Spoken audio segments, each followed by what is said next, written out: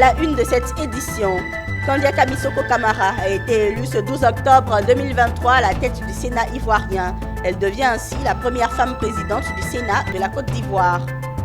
Vous le verrez dans cette édition, 273 agents de l'Éducation nationale de Côte d'Ivoire et partenaires, dont le directeur général de la Banque nationale d'investissement, ont été faits chevaliers, officiers ou commandeurs dans l'ordre du mérite de l'Éducation nationale ce 11 octobre 2023. Et puis le CDT, Centre de démonstration et de promotion des technologies, abrite un atelier de formation sur les systèmes de diagnostic pour l'innovation industrielle. L'atelier a pour but d'encourager et de faciliter l'innovation dans les secteurs publics et privés.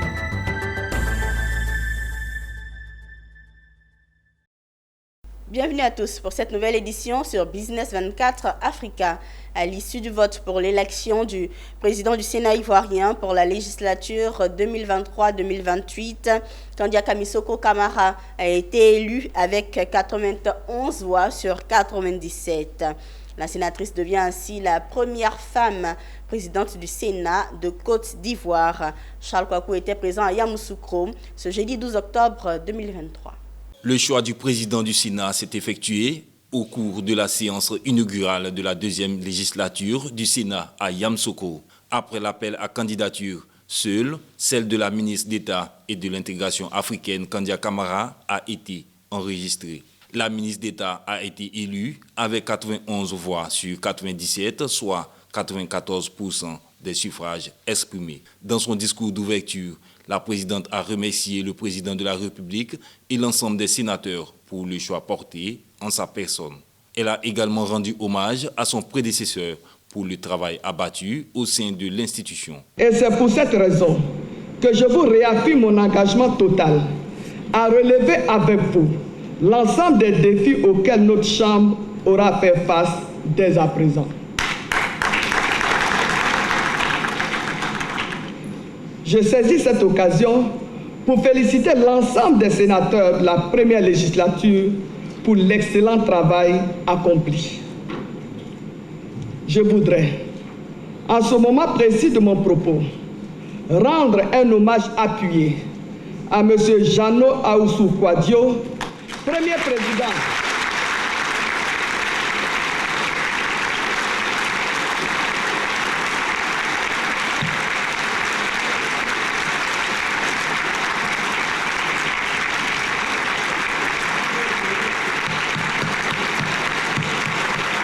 Kandia Kamisoko Kamara devient ainsi la première femme présidente du Sénat de Côte d'Ivoire pour la législature 2023-2028 en remplacement de Jano Aoussou Kouadio.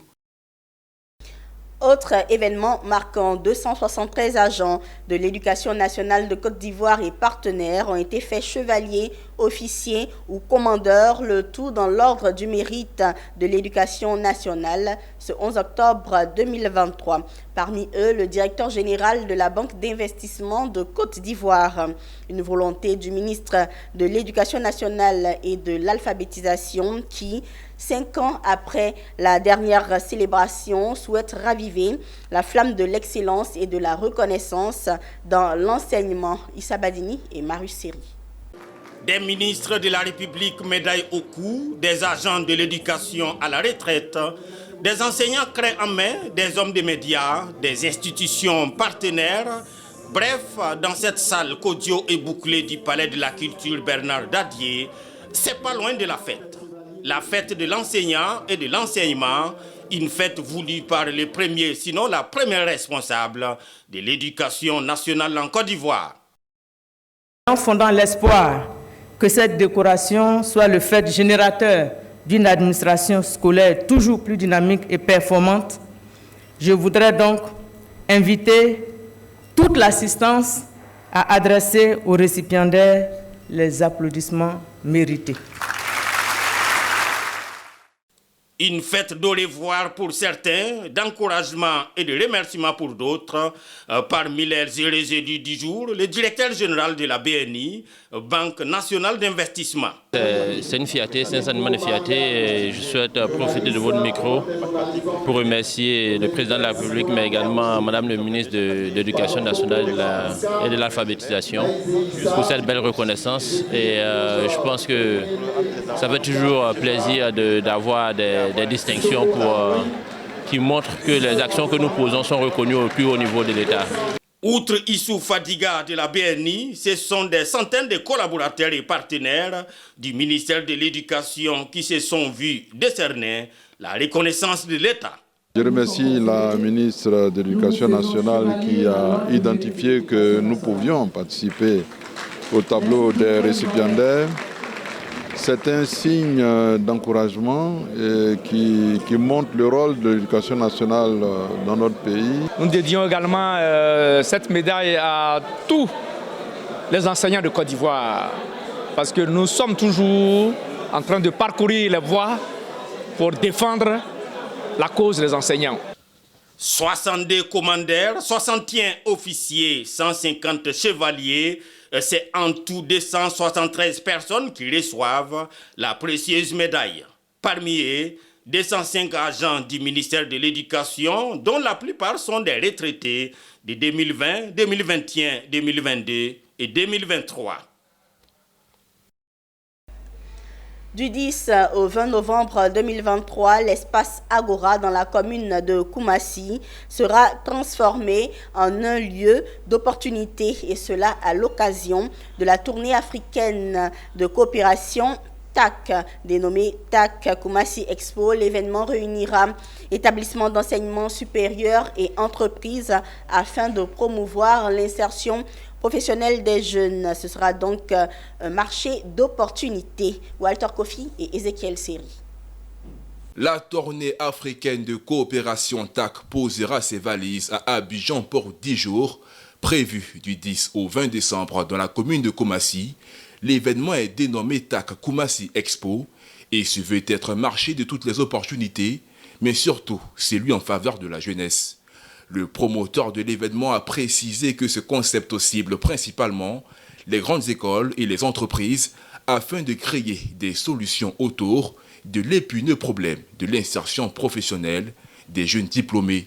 Je pense qu'on va se faire plaisir parce que c'est quand même une opportunité, un marché de toutes les opportunités.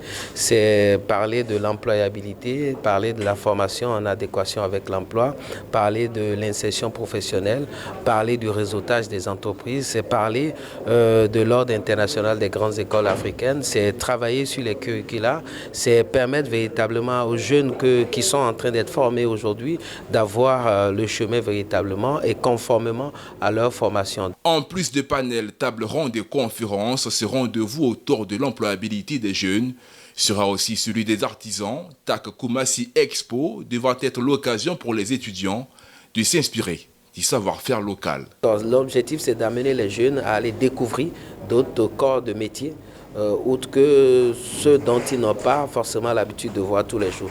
Donc à travers ce marché de toutes les opportunités, et nous mettons l'accent sur les artisans surtout pour montrer un peu la main d'œuvre, pour montrer un peu le génie, le talent, le savoir-faire, pour montrer aussi combien. Et l'autre chose que je voudrais aussi souligner, c'est de plaider pour que les artisans aussi regagnent un peu les filières de formation. Notons que cette édition attend près de 11 autres pays africains invités dans le Tchad, pays invité spécial.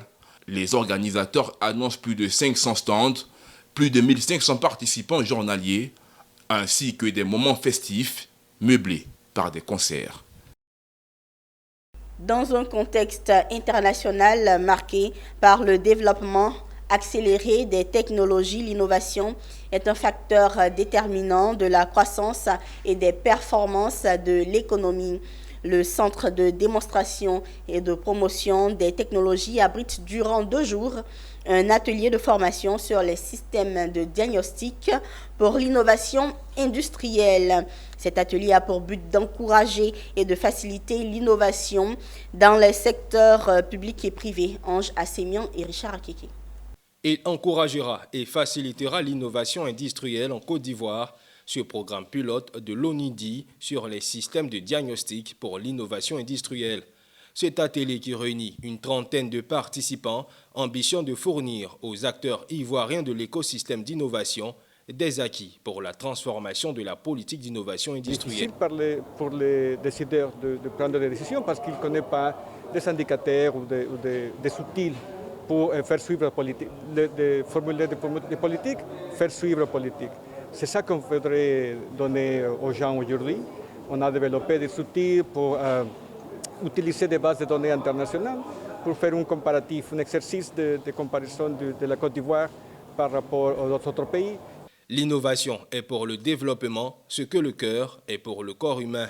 C'est pourquoi le gouvernement ivoirien œuvre à faire de l'innovation le catalyseur et un levier stratégique de développement industriel en Côte d'Ivoire. C'est à juste titre que le Centre de démonstration et de promotion de technologies accueille ces séances d'échange à l'effet de parvenir à des recommandations pertinentes pour l'atteinte de l'objectif d'une industrialisation durable. Je vous ai dit qu'il faut faire un diagnostic. Qu'est-ce qui marche, qu'est-ce qui ne marche pas? Quels sont les acteurs qu'il faut rapprocher? Et c'est pour ça qu'on a tenu à appeler tout le monde autour de cette table-là. On va se parler, on se parle. Mais comment, au niveau institutionnel, il faut structurer tout ça là pour que les énergies soient mises ensemble, pour que nos recherches mises à la disposition de notre économie. Donc, ça veut dire qu'en la matière, la Côte d'Ivoire est un modèle. Et c'est à juste raison que les Nations Unies ont fait de la Côte d'Ivoire le pays pilote pour implémenter un peu cette stratégie d'accompagnement des pays en voie de développement.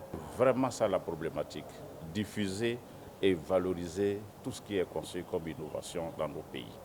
Voilà. Et l'atelier vise effectivement à former tous les acteurs, les former non seulement à la conception des innovations, mais à créer des plateformes pour faciliter leur diffusion. Le programme pilote de formation sur l'innovation industrielle se tient sur 2 jours. Il est appuyé par l'Organisation des Nations Unies pour le développement et l'Institut coréen de politique scientifique et technologique. Note sur la question de l'éthique dans le secteur de la santé dans cette édition.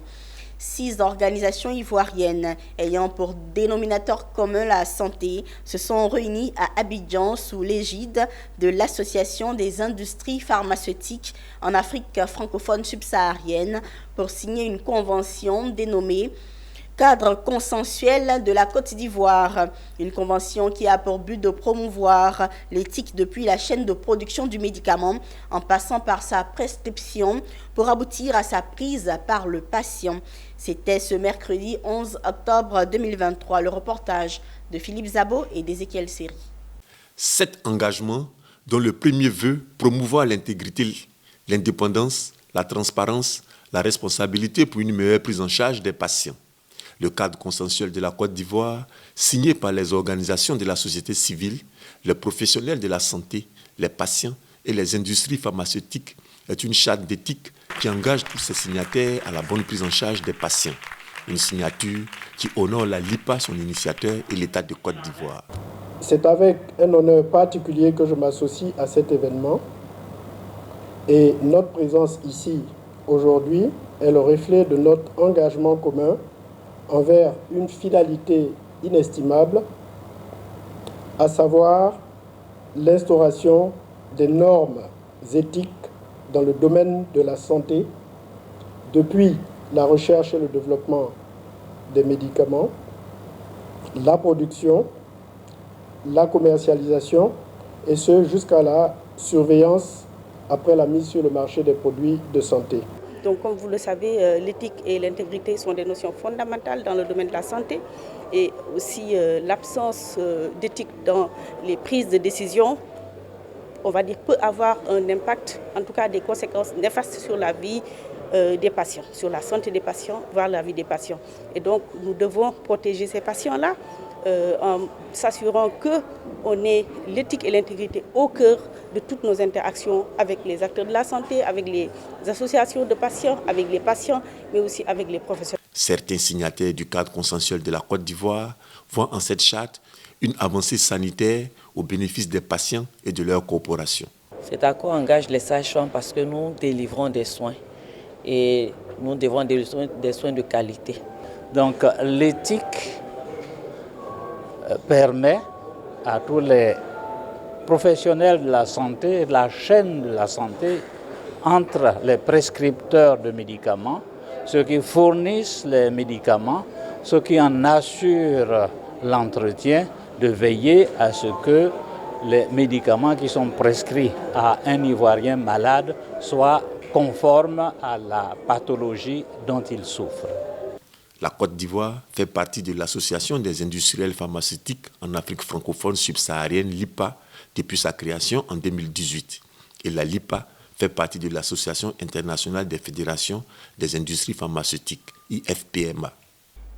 Et puis le FONSTI, Fonds pour la science, la technologie et l'innovation, a organisé ce jeudi 12 octobre 2023 une conférence entre les acteurs de la recherche scientifique et la douane de Côte d'Ivoire. Objectif, présenter les procédures de dédouanement aux acteurs de la recherche qui rencontrent souvent des difficultés dans la procédure d'importation et d'achat de matériel. La rencontre s'est tenue à Abidjan au Palm Club Hotel. Zénab Dosso et Marusséry. Pour faire de la recherche, il faut des équipements et du matériel. Mais l'importation ou l'achat de ces outils sont parfois contraignants pour les chercheurs, enseignants-chercheurs, ingénieurs et techniciens. C'est pour les aider à maîtriser la procédure d'importation que le FONSTI, Fonds pour la science, la technologie et l'innovation, a initié cette conférence qui réunit ses acteurs et les agents de la douane, notamment le commando Gondo Emmanuel, qui a fait une présentation sur les missions de la douane. Le FONSTI a constaté que nos chercheurs et enseignants-chercheurs éprouvent beaucoup de difficultés, n'est-ce pas, à importer les équipements et matériels dont ils ont besoin. C'est pour ça, pour remédier à cette situation, que nous avons demandé à la Direction générale des douanes donc de nous proposer un de ces cadres pour former nos chercheurs et enseignants-chercheurs à maîtriser les procédures de dédouanement de matériel et équipements de recherche. Des étapes, j'ai parlé de la conduite en douane qui consiste à amener votre marchandise vers un bureau de douane et la mise en douane maintenant, la douane enregistre et surveille cette marchandise-là et maintenant attend à ce que vous venez avec un régime pour pouvoir faire l'enlèvement de votre marchandise qui est une déclaration en détail qui est, je peux dire, le dédouanement proprement dit. Une initiative saluée par le ministère de l'Enseignement supérieur et de la Recherche scientifique à travers son directeur de cabinet. On va remercier nos partenaires aussi, le FONSTI, notamment la Direction générale de la douane qui nous appuie dans ce sens-là. Donc, apporter tout notre soutien au FONSTI pour ces genres de formation. Vous avez vu dans la salle, il y en a qui ont dit qu'ils ne savaient rien de ces procédures-là. Et cela procède à l'évolution, à l'élévation du niveau de compréhension des citoyens pour que les chercheurs et les innovateurs puissent avoir le maximum de chances pour faire prospérer leurs produits et leurs inventions. Pour rappel, ces dernières années, les procédures de dédouanement ont enregistré des réformes notables qui nécessitent d'être vulgarisées dans le monde de la recherche, de la technologie et de l'innovation. À cet égard, il y a eu l'évolution majeure induite par le système de dédouanement automatisé des marchandises.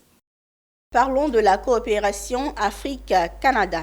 La deuxième édition du Salon Afrique-Canada Immigration et Investissement s'est ouverte ce jeudi 12 octobre à Abidjan. Prévu sur 3 jours, cet événement réunit entreprises, établissements, cabinets de formation, étudiants et investisseurs canadiens et ivoiriens afin de renforcer les liens de partenariat entre la Côte d'Ivoire et le Canada qui se positionne comme une nouvelle terre d'accueil.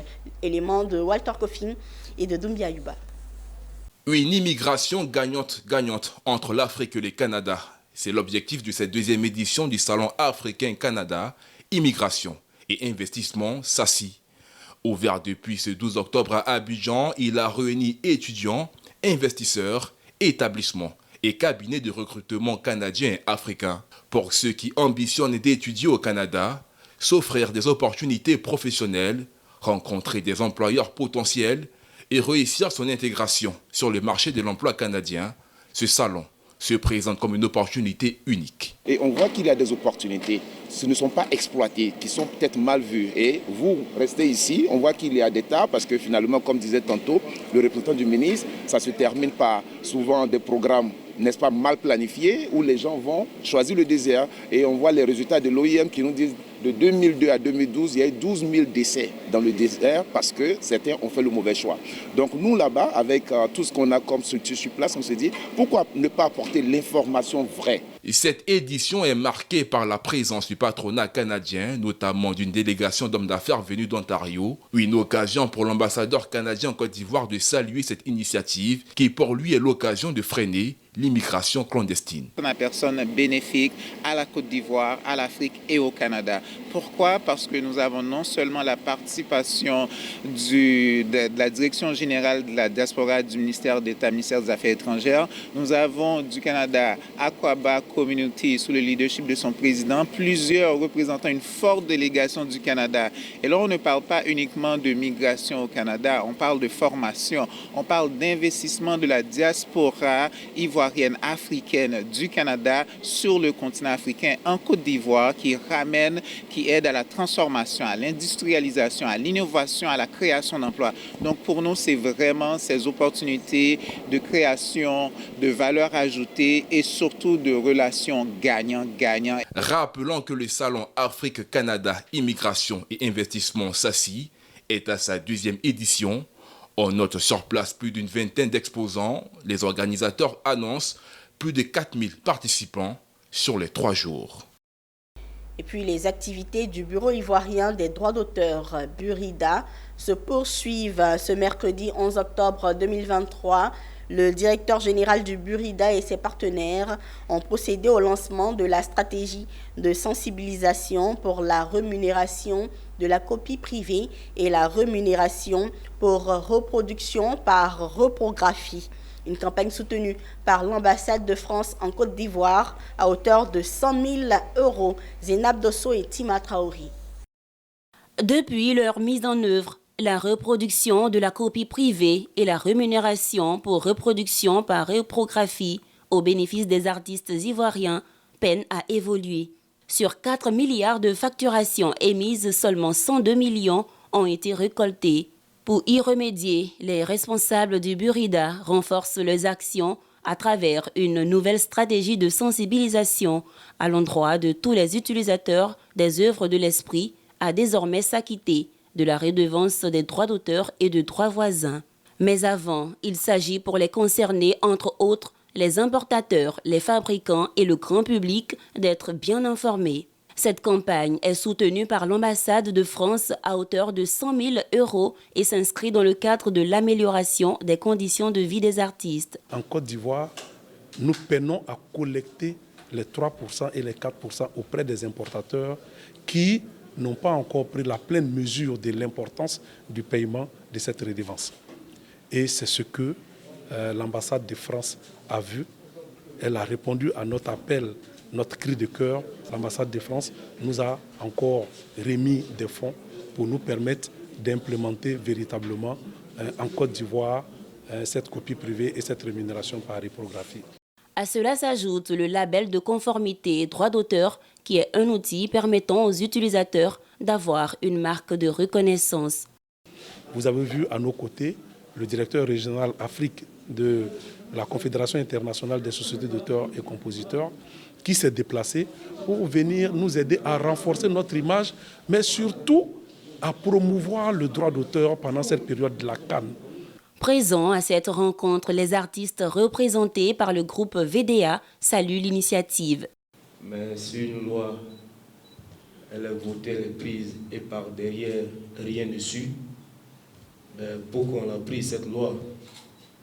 Donc nous pensons plus nous appuyer sur l'État et qu'elle puisse user de tout son pouvoir, parce que nul n'est au-dessus de la loi, pour que ces importateurs-là puissent véritablement faire leur part.